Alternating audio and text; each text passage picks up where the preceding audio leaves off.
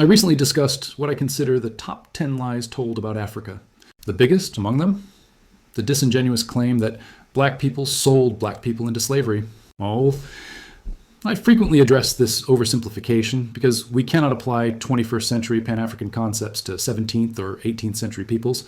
The overwhelming majority of Africans during that era identified fully with their own culture, language, and ethnic group, not with skin color or phenotype. What's implied by that statement is ahistorical at best. But here's what many don't realize. This lie about African people is merely a subgroup of something far more insidious. It stems from one of the first lies ever told about our ancestors, and arguably the most destructive. Before we get to that, let's examine some of the more well-known falsehoods. The dark continent trope became one of the most popular lies told about African people. The idea was simple, yet devastating. Africans were backward savages with no civilization. Egypt, of course, was the exception, but conveniently, it was consistently placed outside the sphere of African cultural achievement. Yet civilizations like ancient Ghana in West Africa weren't privy to such acknowledgement, despite being renowned for its vast wealth and powerful military. Muslim writers documented its grandeur extensively. Archaeological reports highlight ancient stone settlements believed to be precursors to Sudanic civilization in the region. And what about the Nok culture?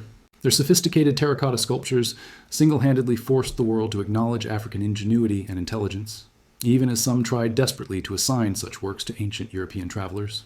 There is simply too much to ignore. The Dark Continent trope crumbles entirely when we consider ancient Meroitic civilization and the great Kushite rulers who initiated what some scholars call the African Renaissance, perhaps the first Renaissance in human history. And let's not forget Great Zimbabwe, the largest stone structure south of the Sahara. It stands as just one of many stone monuments in the southern African region, revealing the glorious era of Shona civilization. The evidence is overwhelming. The lie cannot stand.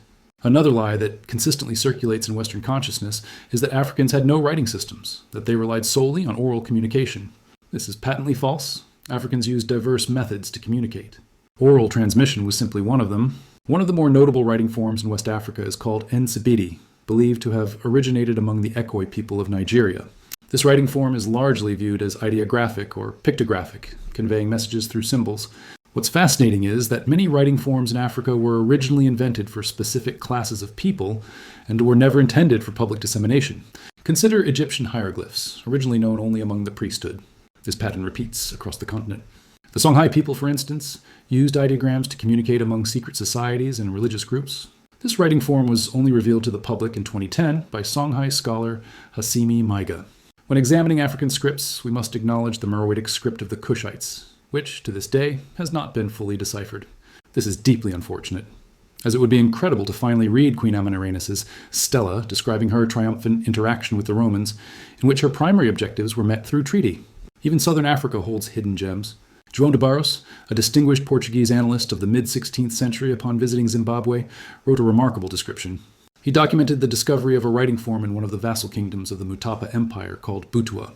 De Barros writes, "Over the gate of the building is an inscription which neither the Moorish traders who were there, nor others learned in inscriptions could read. Nor does anyone know in what character it is written. We don't know exactly what de Barros saw. But from his perspective, it seems clear he viewed it as an indigenous writing form. Not even the Swahili traders accompanying him could decipher it. Unfortunately, we never hear about this inscription again. William Ansah Sessarakoo was the son of Eno Baizi Karensi, a Fante chief and leader of the Anamabo government in southern Ghana.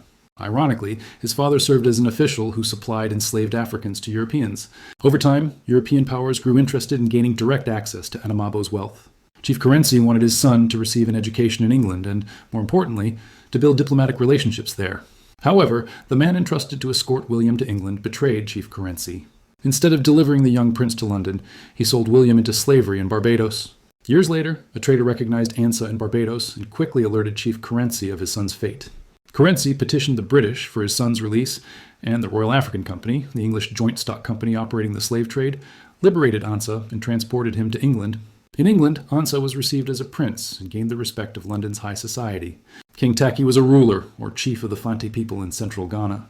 He was a warrior king who engaged in frequent military conflicts with his rivals, the Ashanti.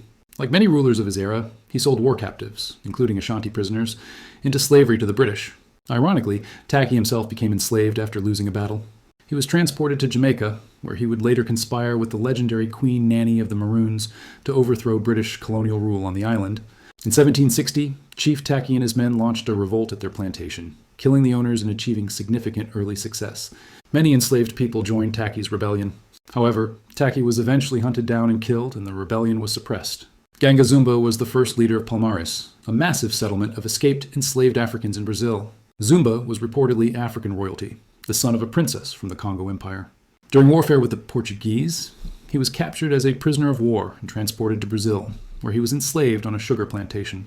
Zumba escaped bondage and eventually rose to the highest position of authority, literally creating his own kingdom in Brazil. This tremendous achievement earned him the title Ganga Zumba, meaning Great Lord.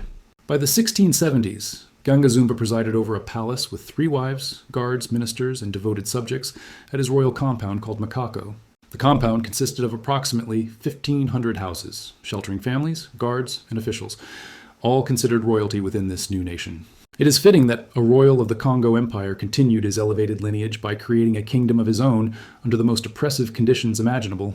That is truly legendary. These 5 stories remind us that the Atlantic slave trade was indiscriminate in its cruelty. Kings, princes, and princesses were not spared.